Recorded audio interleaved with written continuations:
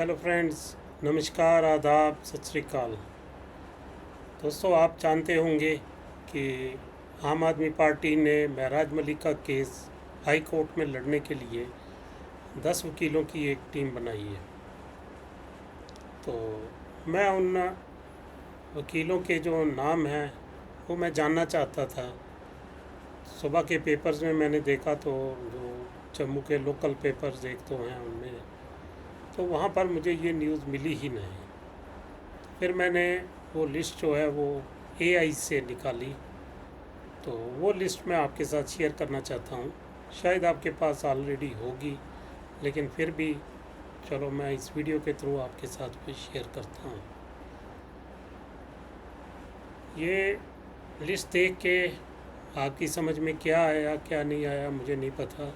जो मेरी समझ में आया कि ये जो महराज मलिक के हेटर्स हैं या जिनको हम विरोधी बोल सकते हैं, उनके लिए एक सेटबैक है। क्योंकि वो जो प्रोपेगेंडा फैला रहे थे कि महराज मलिक एक एंटी नेशनल है, महराज मलिक सोसाइटी के लिए एक ख़तरा है, तो उसका जवाब उनको इस लिस्ट में मिल गया, जो मुझे भी दिखा।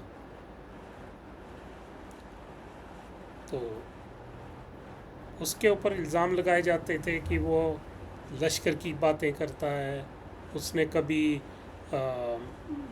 बुरहान वानी की बात की थी, तो इसलिए वो एंटी नेशनल है। उसके लिंक्स जो हैं एंटी नेशनल जो टेररिस्ट ऑर्गेनाइजेशंस हैं उनके साथ हैं। तो ऐसी बातें फैलाई जा रही हैं जस्टिफाई करने के लिए कि पीएसए जो लगा है वो ठीक लगा है। तो आइए पहले उन 10 वकीलों की लिस्ट आपके साथ शेयर कर दूं। तो ये एआई से मैंने पूछा था, तो उसने ये मुझे लिस्ट दी है, और ये जो सोर्स उसने बताया हुआ है वो है ट्रिब्यून का। ये ट्रिब्यून ये ट्रिब्यून की कोई न्यूज़ होगी, वहाँ से उसने ये लिस्ट निकाल के दी है। दोस्तों, इस लिस्ट को देख के मुझे ये लगा कि इस लिस्ट में 6 लोग जो हैं, जो 6 एडवोकेट्स हैं, वो नॉन मुस्लिम हैं, वो हिंदू कम्युनिटी से हैं। तो जो लोग जो महराज मलिक के हेटर्स अपने आप को सबसे बड़ा देशभक्त मानते हैं, क्या वो इन 6 एडवोकेट्स जो हिंदू कम्युनिटी से आते हैं, क्या इनकी देशभक्ति के ऊपर भी शक करेंगे क्या? वैसे तो सभी 10 के 10 एक करीम है हमारी सोसाइटी के, ये कोई आम आदमी नहीं है मेरे जैसे या आपके जैसे, ये सोसाइटी की करीम है। तो ये कभी भी अपना जो इनका प्रोफेशन है वो रिस्क में नहीं डालेंगे, उसको कलंकित नहीं करेंगे किसी एंटी नेशनल आदमी के साथ अपना नाम जोड़ के। हाँ, ये बात आप कह सकते हो कि ये वकील तो वही पैसे के लिए हर एक के साथ हर केस को ले लेते हैं, लेकिन यहाँ पर पैसे का कोई मतलब ही नहीं है। तो मेरी इन्फॉर्मेशन के मुताबिक ये सभी 10 के 10 वकील फ्री ऑफ कॉस्ट सर्विस दे रहे हैं महराज मलिक को। इनको लग रहा है कि उसके साथ ज़्यादती हुई है, तो शायद इसलिए ये आगे आए हैं और उसकी सपोर्ट में उसका केस फाइट करने के लिए ये लोग वॉलंटरली सामने आए हैं।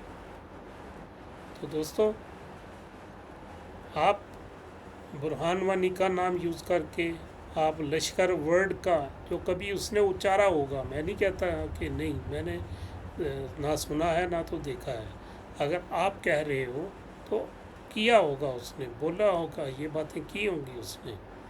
लेकिन जब की थी उस वक़्त एडमिनिस्ट्रेशन ने, गवर्नमेंट ने एक्शन नहीं लिया। क्यों नहीं लिया? कि गवर्नमेंट ने भी इन बातों को लाइटली लिया। अगर वो इस बातों में वज़न होता तो गवर्नमेंट इनको लाइटली नहीं लेती, और वो आज नहीं, आज से काफ़ी समय पहले जेल के अंदर होता। लेकिन आपको प्रोपेगेंडा चलाना है, आपको उसको बदनाम करना है, आपको उसको जो पीएसए लगा उसको जस्टिफाई करना है, इसलिए आप लोग ये पुरानी पुरानी उसकी बातें निकाल निकाल के ला रहे हो, तो जो कि जस्टिफाइड नहीं है। और ऐसा करके आपको सोसाइटी में एक गलत मैसेज फैला रहे हो। आप सोसाइटी को ये बताना चाहते हो कि वो कितना खतरनाक आदमी है, जबकि वो खतरनाक नहीं, वो अपने लोगों की आवाज़ उठाता है, वो अपने लोगों की सपोर्ट में खड़ा होता है। नो डाउट उसका तरीका आप गलत कह सकते हो, लेकिन ये नहीं कह सकते कि वो एंटी नेशनल आदमी है। अगर वो जम्मू में शराब की दुकानों के ऊपर सवाल उठाता है, जम्मू हमारा इसको मंदिरों का शहर का टाइटल मिला है, अगर यहाँ पर शराब की दुकानों के खिलाफ वो आवाज़ उठाता है, हम उसको भावनाएं भड़काने वाला बता देते हैं। अगर जम्मू की यूनिवर्सिटीज़ में वाइस चांसलर्स JNK के ना हो के आउटसाइडर्स हैं, इसके बारे में वो बात करता है, तो आप उसको एंटी सोशल, एंटी सोसाइटी बताते हो। ऐसा नहीं चलेगा। अगर ऐसा होता तो ये 10 के 10 वकील कभी भी उसके सपोर्ट में खड़े नहीं होते। तो इसलिए आपको भी जो भी बात करनी है, आपका उसको अपोज करना, आपका अगर एक मतलब आपने कर लिया है डिसाइड कि उसको अपोज करना ही करना, तो आप करिए उसको, बट इतना भी करेक्टर असैसिनेट मत कीजिए किसी आदमी। तो सिर्फ एक आदमी के ऊपर असर नहीं पड़ता, पूरी सोसाइटी के ऊपर असर पड़ता है। लोगों में आपस में नफ़रत फैलती है, क्योंकि हमारी सोसाइटी जो है वो एक बहुत ही सेंसिटिव सोसाइटी बन चुकी है। वो ऐसी ही बातों से हमारी जो सोसाइटी एक जिसको बोलते हैं ना, किसी भी वक्त कुछ भी हो सकता है, हमारी सोसाइटी इस कगार पे खड़ी है। और ये ऐसे ही प्रोपेगेंडा की वजह से ये सब हालात बने हुए हैं। तो इसलिए थोड़ा सा आपने भी जो प्रोपेगेंडा करना है उसको थोड़ा सोच समझ के कीजिए, केयरफुली कीजिए। आप चाहते हो कि वो जेल के अंदर रहे लंबे समय के लिए, तो वो आपका काम नहीं है डिसाइड करना, वो मेरा काम नहीं है डिसाइड करना, वो आप कोर्ट्स का काम है। वो वकील जाने और वहाँ पर बैठे हमारे ऑनरेबल जो जजेस होते हैं वो जाने वो क्या फ़ैसला निकालते हैं। तो आइए हम जज ना बने, हम किसी का करेक्टर असैसिनेशन ना करें, और सोसाइटी को हम एक जिसको टर्मोइल की तरफ ना धकेलें। अगर ऐसा होगा तो ये किसी के लिए भी अच्छा नहीं होगा। ठीक है फ्रेंड्स, इतनी बात करनी थी।